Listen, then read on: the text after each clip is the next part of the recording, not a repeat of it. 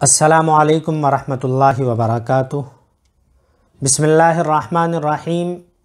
ومعنى الإخبار به أن يكون محكوما به ويسمى فعلا باسم أصله وهو المصدر لأن المصدر هو فعل الفاعل حقیقتاً۔ اور اخبار به کا معنی یہ ہے ان یکون محکوما به کہ وہ محکوم به ہو، کہ وہ ایسا ہو جس کے ذریعے حکم لگایا جائے۔ وَيُسَمَّى فِعْلًا بِاسْمِ أَصْلِهِ وَهُوَ الْمَصْدَرُ، اور فعل کو فعل کا نام دیا جاتا ہے بِاسْمِ أَصْلِهِ، اس کے اصل کے نام کی وجہ سے، وَهُوَ الْمَصْدَرُ، اور وہ مصدر ہوتا ہے، اور وہ مصدر ہے۔ لِأَنَّ الْمَصْدَرَ هُوَ فِعْلُ الْفَاعِلِ حَقِيقَةً، اس لیے کہ مصدر ہی حقیقتاً فاعل کا فعل ہوتا ہے۔ معنی الاخبار به، اوپر فعل کی علامتیں بتائی تھی، اس میں اخبار به بتایا تھا۔ اب اخبار به کی تفصیل بتا رہے ہیں کہ وہ کیا ہوتا ہے۔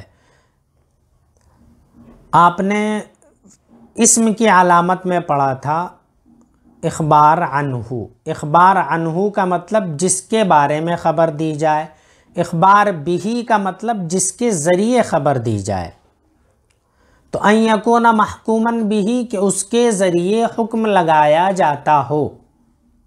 ویسمى فعلا، یہاں سے فعل کی وجہ تسمیہ بتا رہے ہیں کہ فعل کو فعل کیوں کہا جاتا ہے۔ تو انہوں نے بتایا اس کے اصل کی نام کی وجہ سے۔ اس کی اصل کون ہے؟ وہ بتایا کہ وہ مصدر ہے۔ تو فعل کو فعل مصدر کی وجہ سے کہا جاتا ہے، اس لیے کہ فعل جو بنتا ہے وہ مصدر سے بنتا ہے۔ تو مصدر اس فعل کی اصل ہوئی۔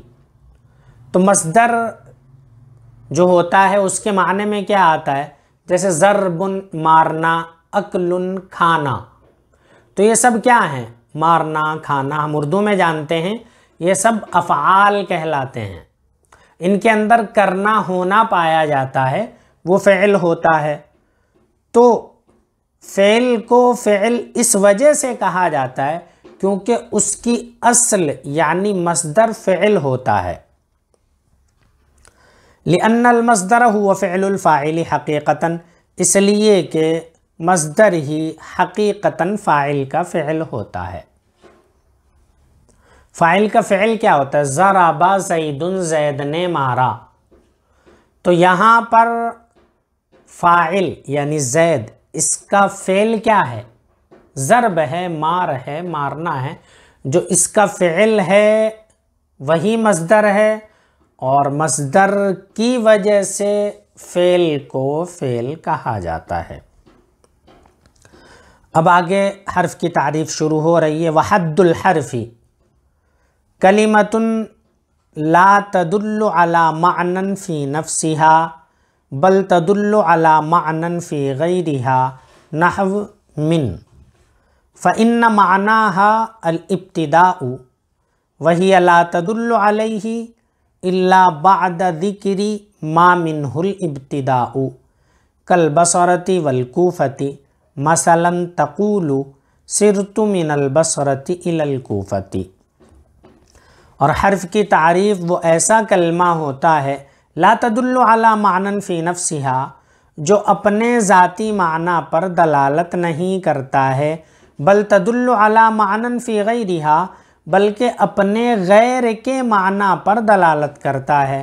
علی معنی فی غیرها، ایسے معنی پر دلالت کرتا ہے جو اس کے علاوہ میں ہوتا ہے۔ جیسے من، فإن معناها الابتداء، جیسے من اس کا معنی ابتدا کے ہیں۔ وہی لا تدل علیہ، لیکن صرف من لا تدل علیہ ابتدا کے معنی پر دلالت نہیں کرتا۔ علیہ کی ضمیر ابتدا کی طرف لوٹ رہی ہے۔ وہی لا تدل علیہ، اور من ہی، من لا تدل علیہ ہی اپنے ابتدا کے معنی پر دلالت نہیں کرتا ہے، الا بعد ذکر ما منہ الابتداء، مگر اس وقت دلالت کرتا ہے جب اس کا ذکر کر دیا جائے ما منہ الابتداء، جس سے ابتدا ہو رہی ہے۔ مثال دی انہوں نے جیسے بصرہ اور کوفہ۔ مثال کے طور پر مثلاً تقول، مثال کے طور پر آپ کہیں گے سرت من البصرۃ الی الکوفۃ، میں بصرے سے کوفہ تک چلا، یعنی بصرہ سے کوفہ گیا۔ تو یہاں پر سرت من البصرۃ الی الکوفۃ، یہاں پر من ابتدا کے لیے، یعنی میرے چلنے کی ابتدا بصرہ سے ہوئی ہے۔ تو اس میں ابتدا کا معنی پایا جاتا ہے لفظ من میں، کلمہ من میں، لیکن سرت من اگر صرف اتنا کہیں تو اس سے کوئی مفہوم سمجھ میں نہیں آئے گا۔ تو اس کا معنی سمجھنے کے لیے اس کے بعد جو چیز آ رہی ہے اس کا ذکر کیا جانا بہت ضروری ہے۔ جب تک من کے بعد کوئی اور نہیں لگے گا اس وقت تک من کا معنی سمجھ میں نہیں آئے گا۔ وہی لا تدل علیہ، اور حرف یا کہہ لیجئے من لا تدل علیہ ابتدا کے معنی پر دلالت نہیں کرتا ہے، ابتدا کا معنی نہیں بتاتا ہے، الا بعد ذکر ما منہ الابتداء، مگر اس چیز کے ذکر کرنے کے بعد منہ الابتداء جس سے ابتدا ہو رہی ہے، کالبصرۃ والکوفۃ، جیسے بصرہ اور کوفہ۔ یہ بصرہ اور کوفہ کس چیز کی مثال ہیں؟ ما منہ الابتداء، یعنی جس سے ابتدا ہو رہی ہے۔ یعنی کتنی چیزیں پایا جانا ضروری ہیں من کے ابتدا کے معنی پر دلالت کرنے کے لیے؟ ایک وہ کیا ہے؟ ذکر ما منہ الابتداء، اس چیز کا ذکر کیا جانا جس سے ابتدا ہو رہی ہے، جیسے بصرہ یہاں سے ابتدا ہو رہی ہے، تو یہ من اس وقت ہی اپنا معنی بتلائے گا جب لفظ بصرہ یعنی جہاں سے ابتدا ہو رہی ہے اس کو ذکر کر دیا جائے۔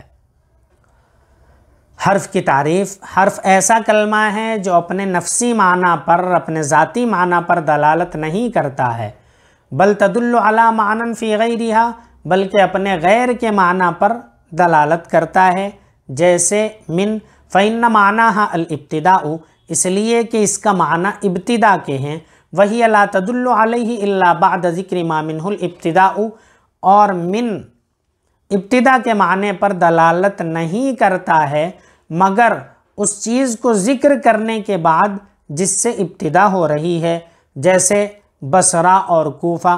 مثال کے طور پر آپ کہیں گے سرت من البصرۃ الی الکوفۃ، میں بصرہ سے کوفہ تک چلا، کوفہ تک گیا۔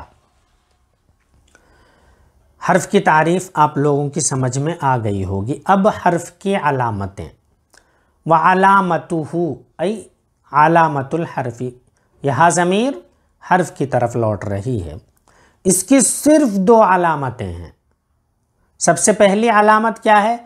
اللہ یصح الاخبار عنہ ولا بہ، کہ اس کے ذریعے نہ تو خبر دیا جانا صحیح ہو، نہ اس کے بارے میں خبر دیا جانا صحیح ہو۔ اخبار عنہ اس کے بارے میں خبر دیا جانا، اخبار بھی اس کے ذریعے خبر دیا جانا۔ تو نہ تو حرف اخبار عنہ ہوگا اور نہ اخبار بھی ہوگا، نہ تو اس کے بارے میں خبر دی جائے گی نہ اس کے ذریعے خبر دی جائے گی۔ دوسری علامت وَأَلَّا يَقْبَلَ علامات الاسماء ولا علامات الافعال،